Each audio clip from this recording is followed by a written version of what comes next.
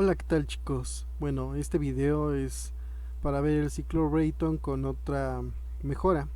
Ya vimos el Brayton con regeneración, pero ahora vamos a poner un recalentamiento o un interenfriamiento entre cada etapa de compresión y expansión respectivamente.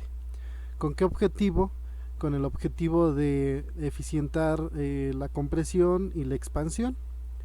Bueno, nosotros en clases anteriores, en las primeras clases, vimos que si nosotros queremos comprimir un fluido desde una presión 1 hasta una presión 3, pues resulta un poco ineficiente. Entonces lo que podemos hacer es comprimir en etapas. ¿Qué quiere decir? Que comprimimos primero hasta la presión 2, enfriamos y comprimimos después en otro compresor hasta la presión 3, algo así. Entonces, ¿qué hace que se eficiente la compresión? El interenfriamiento. Si nosotros enfriamos entre cada etapa de compresión, recordemos que cuando comprimimos la temperatura se eleva, entonces una forma de que no se caliente de más ahí el fluido, podemos hacer un interenfriamiento. ¿Y qué sucede con la expansión? Sucedería lo contrario. Entonces, por ejemplo, este es para la compresión en etapas. Podemos hacer la compresión por una etapa sería la que está en rojo, por dos etapas sería la que está en verde. Si queremos otra etapa, pues tendríamos que poner tres compresores y habría dos enfriamientos. ¿Qué sucede con la presión? La línea roja que está aquí es esta respectivamente. Si nosotros comprimimos desde aquí hasta esta presión, podemos ver que la presión de este punto y la presión de este pues es la misma. Si nosotros queremos comprimir desde aquí hasta acá, lo que sucedería en el diagrama TS sería esto respectivamente. Entonces, ¿qué es lo que podemos hacer si nosotros ponemos el interenfriamiento entre cada etapa de compresión? Lo que sucedería es que tendríamos algo más suave, no tan brusco el movimiento, sería algo más suave.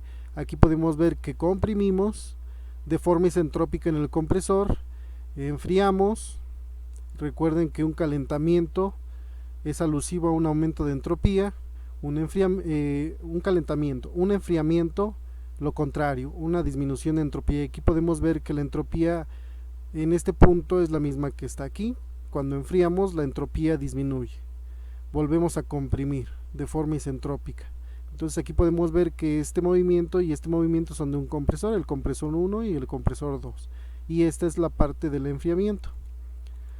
Entonces, si lo que nosotros queremos es expandir, pues lo mismo. Si queremos expandir desde P3 hasta P1, pues nos conviene expandir en etapas desde P3 hasta P2, y en lugar de enfriar vamos a calentar.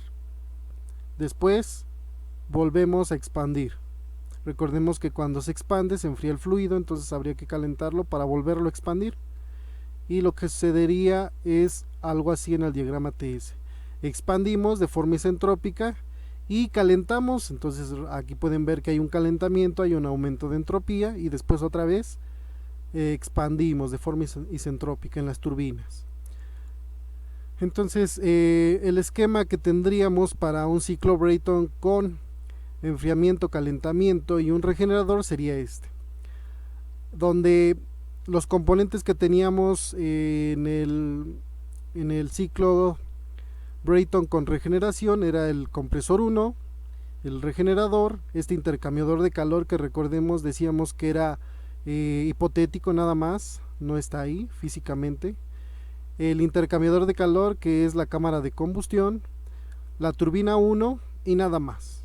Entonces lo que estamos aumentando, si queremos expandir en etapas, pues aumentamos una turbina, pero entre cada etapa de expansión ponemos un intercambiador de calor. En este caso va a ser un intercambiador de calor y le pongo una C para referir que es de calentamiento, es decir, que está entrando calor. Y para este lo mismo, vamos a comprimir en etapas, entonces lo que necesitamos es un intercambiador de calor, pero de enfriamiento, por eso le pongo una E. Y estamos desechando calor. Entonces aquí podemos ver que lo que aumenta pues es un compresor, dos intercambiadores y una turbina. Entonces lo que tendríamos, si numeramos en orden, sería 1, 2, 3, 4, 5, 6, 7, 8, 9 y 10. Entonces ese sería el esquema. Y recordemos que los sumideros y las fuentes, en este caso las fuentes de estos dos calores que entran, pues va a ser, o vamos a suponer que se está añadiendo ese calor desde una fuente de TH para ambos casos, y que se está mandando ese calor de desecho a un ambiente con temperatura TL en ambos casos, es decir, al ambiente. Los diagramas TS y PV pues estarían así respectivamente. Podemos ver que aquí está el primer compresor, comprimimos, enfriamos, volvemos a comprimir y regeneramos, después calentamos en la cámara de combustión, expandimos, calentamos, expandimos, regeneramos y toda esta parte es el calor de desecho, o esta línea no está físicamente, que es el intercambiador de calor hipotético. Lo mismo acá, si comprimimos, disminuye el volumen, aumenta la presión. Cuando nosotros enfriamos, lo que sucede es que es una presión constante porque es un intercambiador de calor y trabajan de forma isobárica. Luego nuevamente comprimimos, llegamos aquí, después regeneramos, calentamos en la cámara de combustión, expandimos primero, después calentamos, expandimos, regeneramos y la parte del intercambiador hipotético, estamos desechando calor al ambiente. Ese anterior es el común, bueno, cuando no es ideal, cuando el regenerador trabaja al 100% y tenemos eficiencias entrópicas también del 100%. Un caso particular es cuando el regenerador trabaja de forma efectiva al 100%. ¿Qué quiere decir? Que la temperatura 5 anteriormente no coincidía con 7 y 9 y 10 tampoco con 4 y 2. Entonces, en el caso en el cual la efectividad de ese regenerador es 100%, sucede esto. El punto 5 y el punto 10 se mueven. El 10 va a coincidir con 4 y 2, 5, 7 y 9. Otra cosa, para que tengamos una compresión por etapas efectiva, es recomendable que la temperatura de entrada de los compresores sea la misma y la de salida también. Lo mismo para las turbinas, la temperatura de entrada que sea la misma y la de salida también. Bueno, y eso es para el regenerador de 100%. Nosotros tenemos a veces juego de palabras en los ejercicios. Por ejemplo, dice, hay una relación de presiones en cada etapa de expansión o de compresión. Cuando nos dice en cada, por eso la pongo en negritas, es porque es RP, y RP podemos ver del diagrama PV que P2 entre P1 es RP.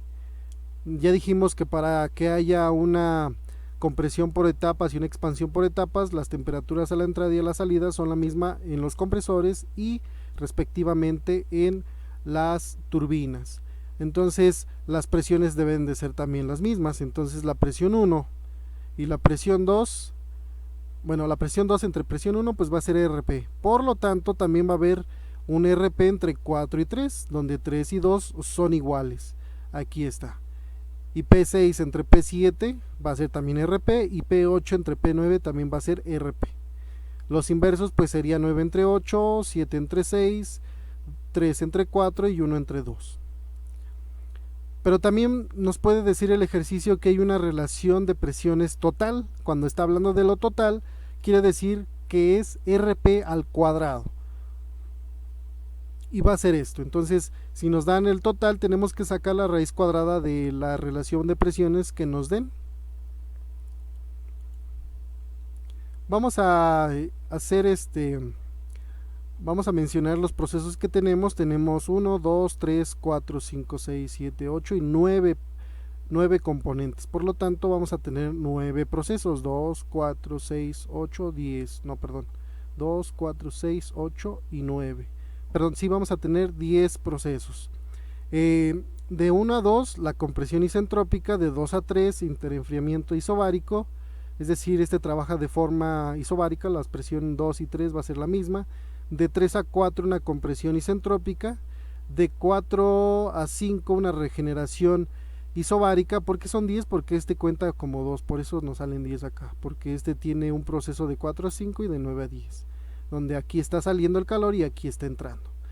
Después de 5 a 6 tenemos una adición de calor isobárica, porque es un intercambiador de calor. De 6 a 7 expansión isentrópica. De 7 a 8 el calentamiento isobárico, que es el calentamiento entre etapas de expansión. De 8 a 9 otra vez una expansión isentrópica. De 9 a 10 la regeneración nuevamente. Y de 10 a 1 el rechazo de calor isobárico, que es lo que se manda al ambiente. Este físicamente no está. Y esto sería el diagrama TS y PV.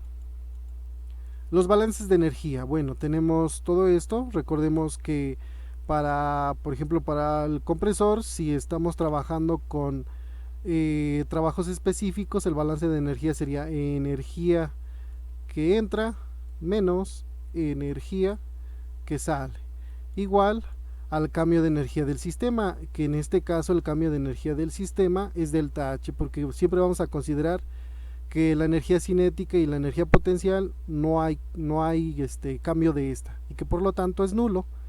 En casos específicos donde sí se nos dé alturas y velocidades, entonces sí lo vamos a considerar. Entonces la energía que entra, por ejemplo, en el compresor 1, pues sería W de entrada 1 y nada más, y que sale nada. Entonces eso va a ser igual a delta H, que sería H final menos H inicial. Entonces así nos quedaría, y así haríamos para todos los balances. Si consideramos calores específicos variables, antes de seguir serían los procesos, primero ver los procesos isentrópicos.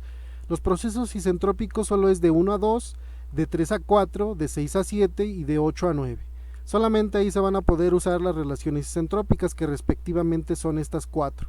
Entonces solamente podemos relacionar a PR2 entre PR1 con P2 entre P1, es decir, RP. No podemos relacionar estas presiones relativas con estas, ni con estas, ni con estas, ni con otras. Nada más en el proceso isentrópico de 1 a 2, de 3 a 4, de 6 a 7 y de 8 a 9. El Q de regeneración máximo, recordemos que es el H máximo y el H mínimo, que está relacionado con el regenerador. La temperatura más baja va a ser la 4, que es la que queremos precalentar para que haya menor demanda del calor de entrada. Entonces, y la temperatura máxima va a ser la temperatura a la salida de la turbina, que es lo que vamos a regenerar, a reocupar para precalentar este fluido. Entonces la temperatura más grande va a ser 9 y la temperatura más baja va a ser 4, por lo tanto va a ser H9 menos H4. Pero en realidad el Q de regeneración que se está mandando pues es H5 menos H4 o H9 menos H10. Y la efectividad de ese regenerador pues se mide entre es decir, el que tenemos entre el máximo. En el caso particular donde es 100% efectivo, 5 y 9 coinciden, como lo vimos en el diagrama TS en los diagramas anteriores. Entonces hacemos los balances para el compresor 1, para el compresor 2, para la turbina 1, para la turbina 2. Recordemos que si no hay nada más involucrado, pues W1 va a ser salida menos entrada cuando el trabajo entra. Lo mismo para este. Si el trabajo sale, va a ser entrada menos salida. Por ejemplo, para el WS1, entrada 6, salida 7. Lo mismo para este.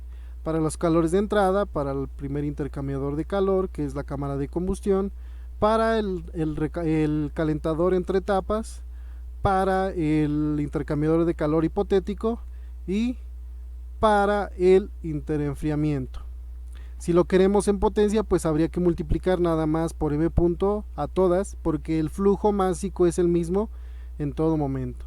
Este en gris es el eje de rotación, ese no lleva fluido. El que está en azul es el que lleva el fluido. Entonces, si lo multiplicamos, porque es el mismo flujo, tendríamos esto.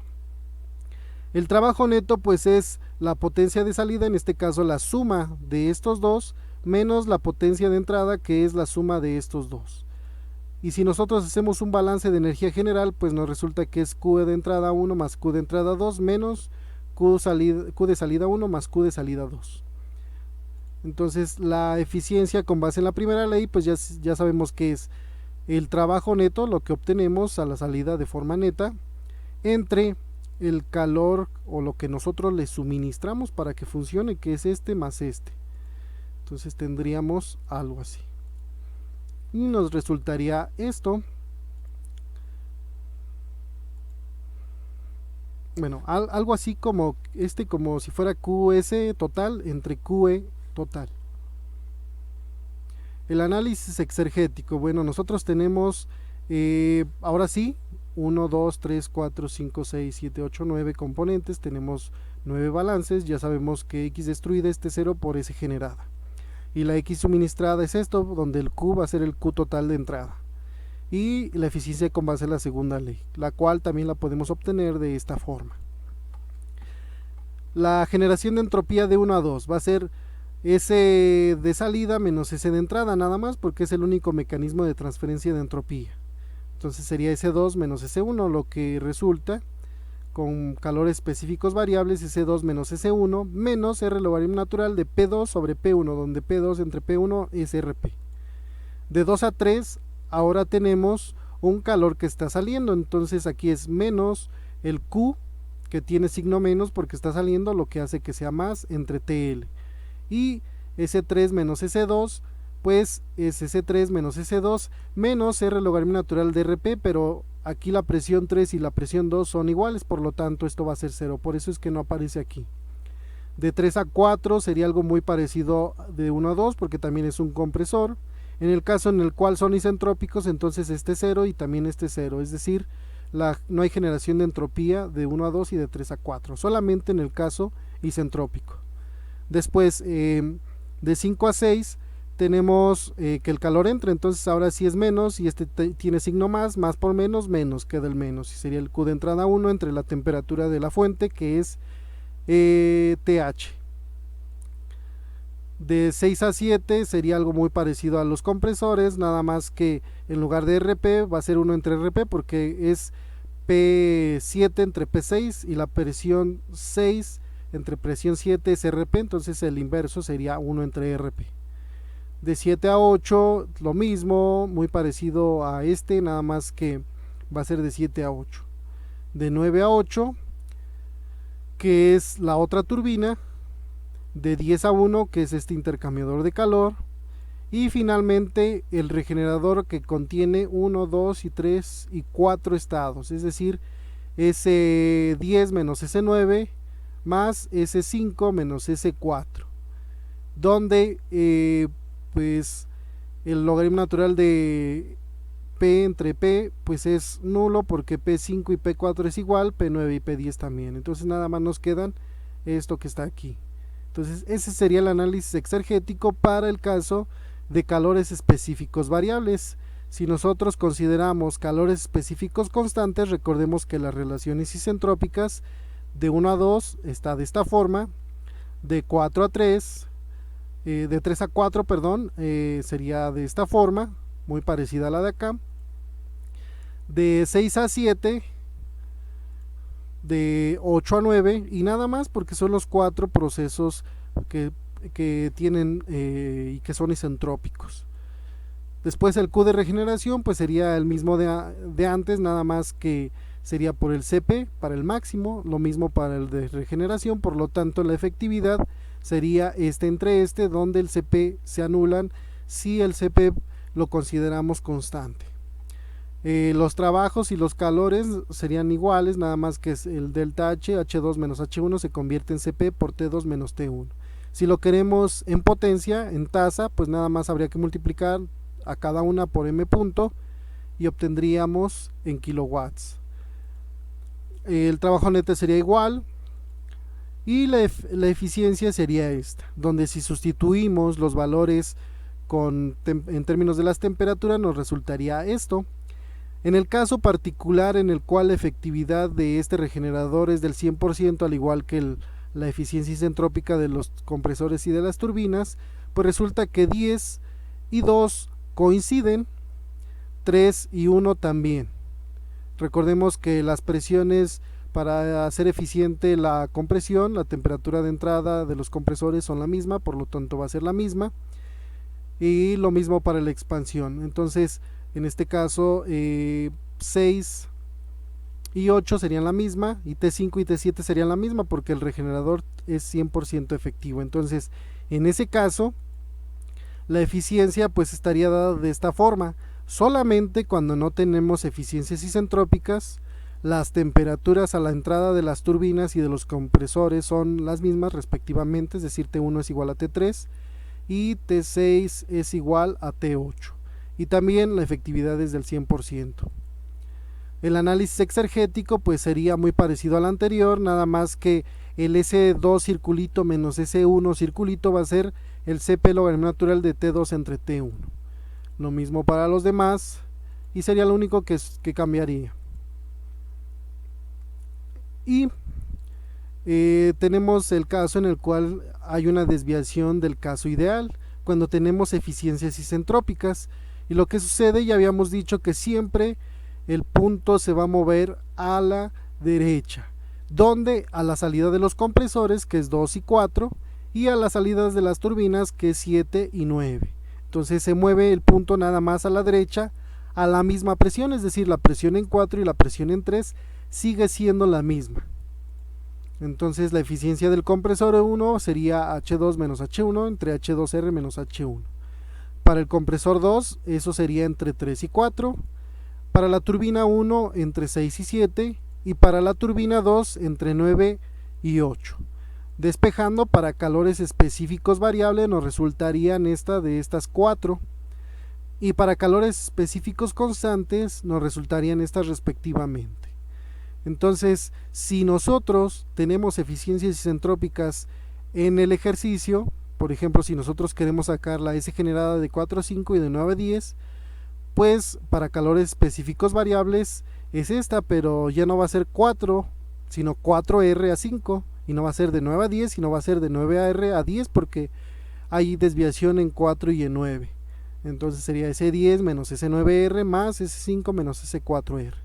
Si tenemos calores específicos constantes, esto sería igual, pero el logaritmo natural, pues igual, lo que cambiaría sería T4, que sería T4R, y en lugar de T9, T9R. Bueno, para ciclo Brayton con regeneración, con recalentamiento y un interenfriamiento, sería todo. Muchas gracias.